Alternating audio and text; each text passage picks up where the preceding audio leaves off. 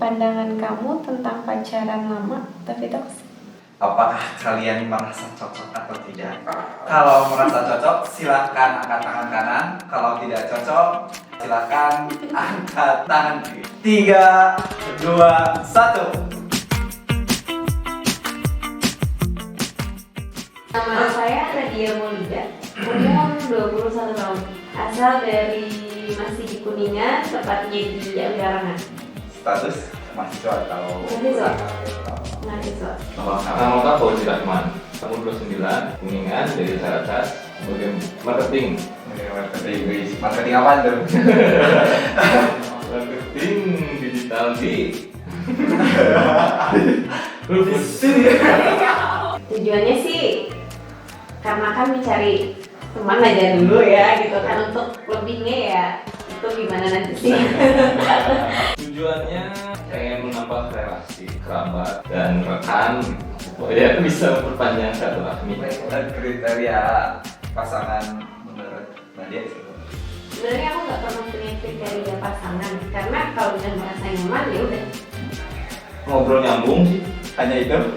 ya itulah.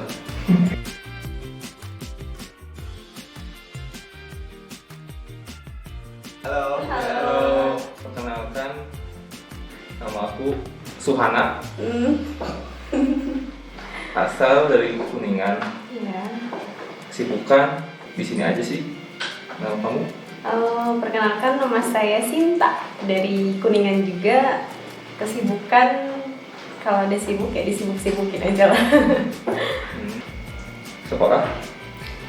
Aku kuliah. Kalau kamu? Aku enggak sekolah. Oh iya. Kamu punya kakak nggak? Kakak tuh 4. Oh, Kalau aku anak terakhir. Kalau kamu punya kakak? aku punya adik satu. Oh gitu. Juga punya kakak. Oh berarti anak pertama. Iya. Oke.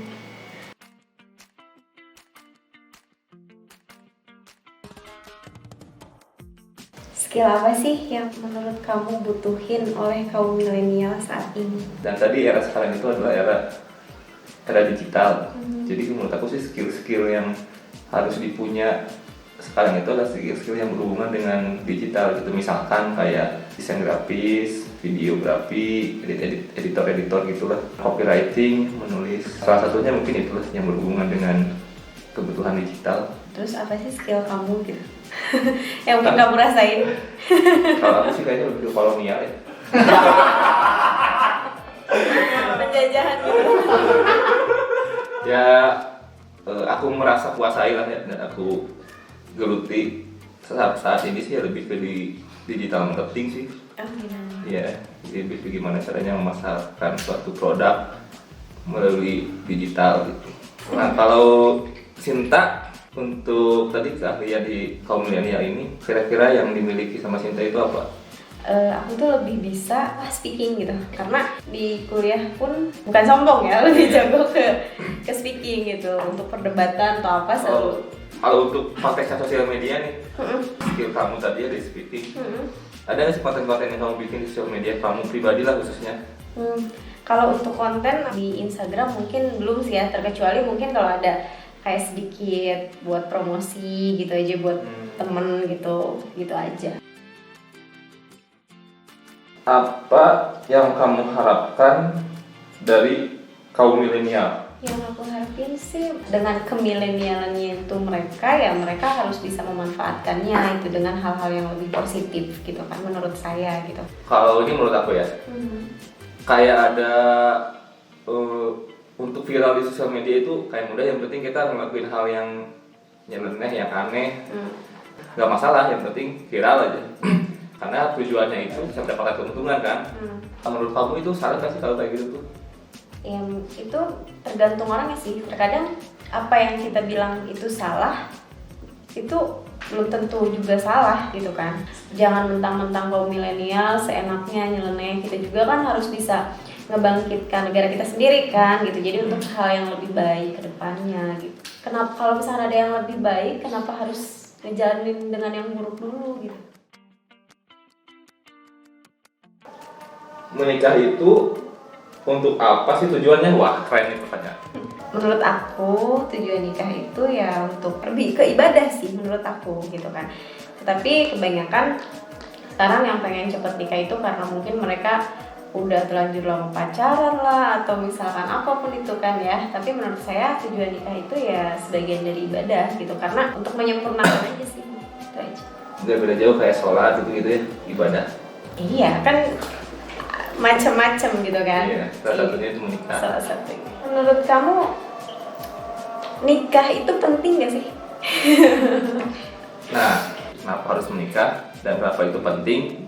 Akhir-akhir ini dari perjalanan gitu ya, perjalanan kehidupan, akhirnya aku punya satu alasan nih yang membuat aku kenapa harus menikah.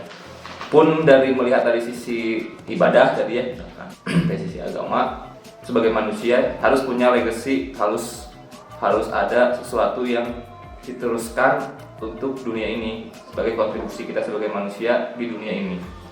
Nah, kalau kita tidak punya keturunan, berarti kita tidak punya legacy kan. Kita nggak ada yang bisa meneruskan apa yang kita lakukan untuk dunia ini sebagai manusia dalam hal apapun ya konteksnya. Maka kita harus menikah agar punya keturunan itu. Kalau menurutku gitu sih. Oke. Jawaban yang cukup rumit. tepat mungkin ya. Pandangan kamu tentang pacaran lama tapi toksik? Buang-buang waktu. Ya. Karena buat apa kan? Jadi menjalin suatu hubungan yang itu teh bisa dibilang menyakiti diri sendiri, membuat kita nggak nyaman. Gak nyaman. Ya jadi buat apa? Tapi ya Bu, pernah sih.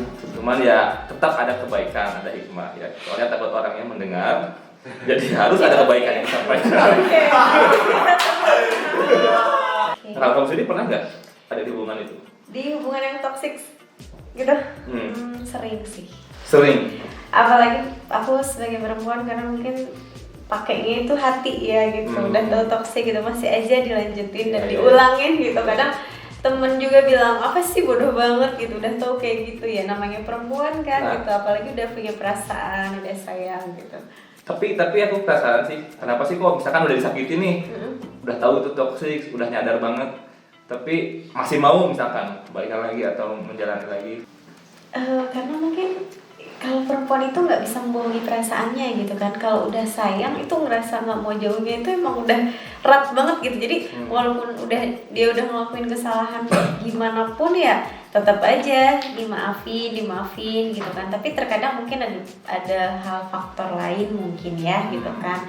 Mungkin dulu pernah sedikit cerita aja sih. Aku pernah punya mantan yang mungkin temperamen gitu, temperamen. Fisik gak?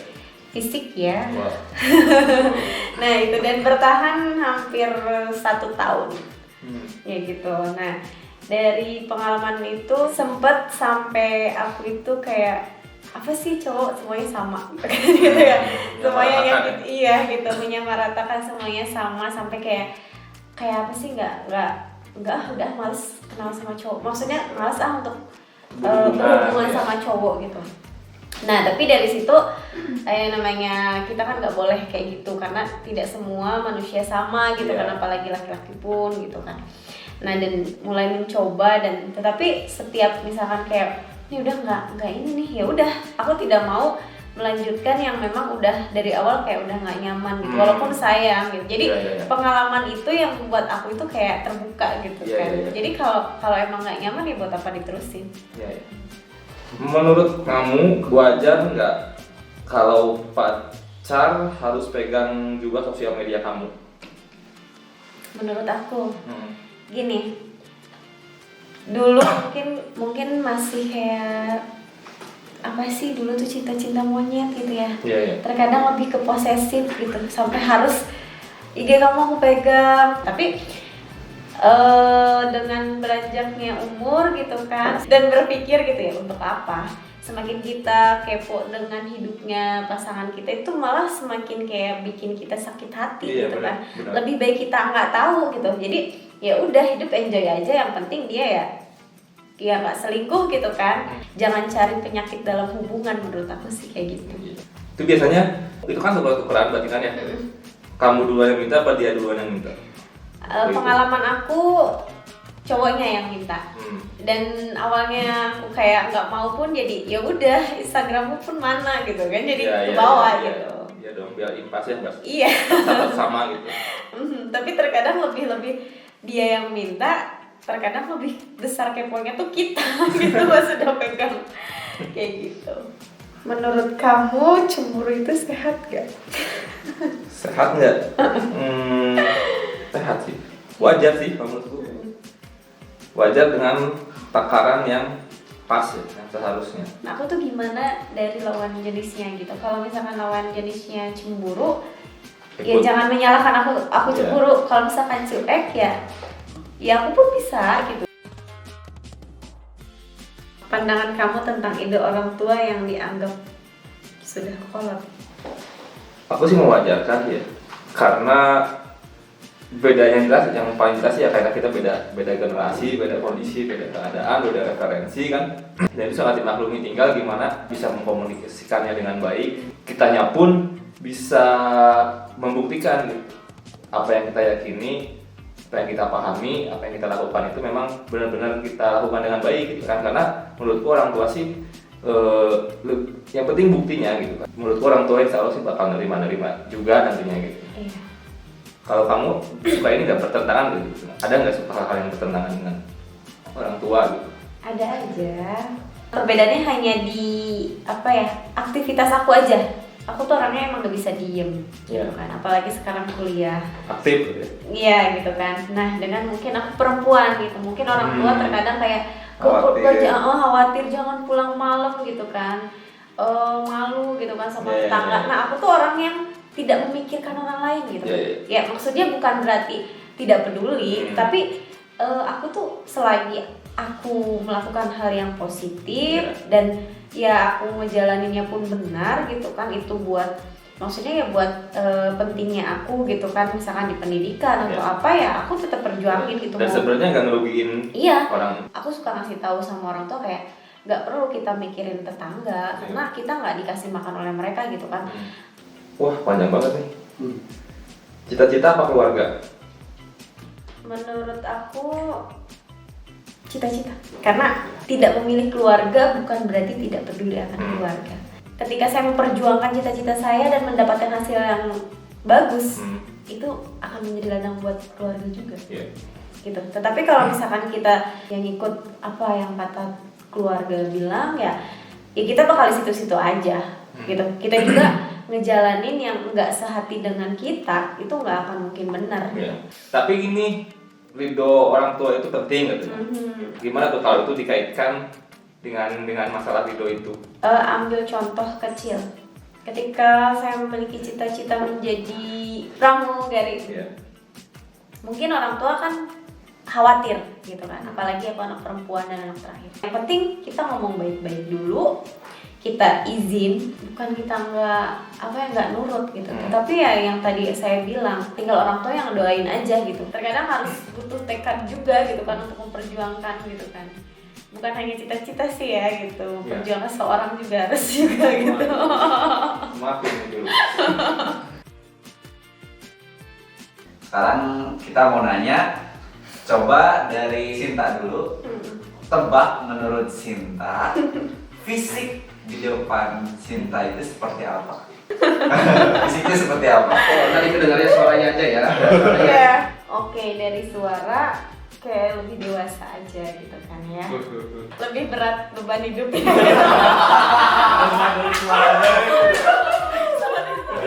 Kalau rapi menurut saya enggak. Rambutnya panjang atau pendek? Iya, agak sedikit rapi gitu kan. Tinggi ya tidak terlalu tinggi lah. Mungkin Sekitar lebih tinggi dari kamu nggak? iya, lebih tinggi dari aku dikit. Kayaknya tidak terlalu gemuk dan tidak terlalu kecil gitu. Dari warna kulit gimana nih? Dari warna kulit itu manis. Oh, Mungkin itu juga ya, maaf kalau salah. Terus aku udah bilang itu manisnya ternyata putih. Kalau dari suara sendiri gimana nih? kalau tingginya kayaknya di bawah aku itu sekitar 150 sampai 160-an. Sedikit kurus kayaknya. Sedikit kecil. Brudo atau enggak? Oh, kerudung. Pakaiannya kalau perempuan kayaknya selalu rapi sih, cuman nggak terlalu formal lah. Kalau karakternya gimana tuh? Menurut Suhana, karakter Sinta. Kayaknya pekerja keras, kritis ya. Pemaaf. Kalau ngumpul sama teman-teman itu membuat suasana jadi seru lah. Kalau dari Sinta gimana tuh karakter Suhana? Karakternya itu kayaknya orangnya nggak bisa diem ya. Lebih ke bawel, lebih ke posesif gak sih gitu yang aku rasain gitu. Suka bercanda gitu kan, jadi humble juga sama orang, cepet dekat gitu kan. Dari obrolan tadi semua, apakah kalian merasa cocok atau tidak?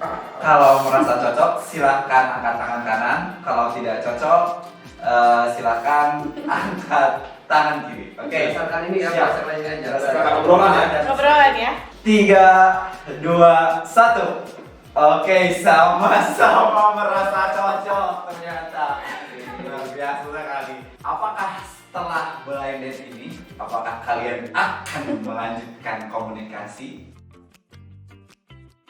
3, 2, 1. Oke. Saya tahu jawabannya. Saya tahu jawabannya. Oke. Oke, sekarang boleh waktunya. Boleh. Oke. 3, 2, 1, boleh. Boleh. Wih. Sama dulu, sama dulu. Oke. Pasti ya sekali lagi.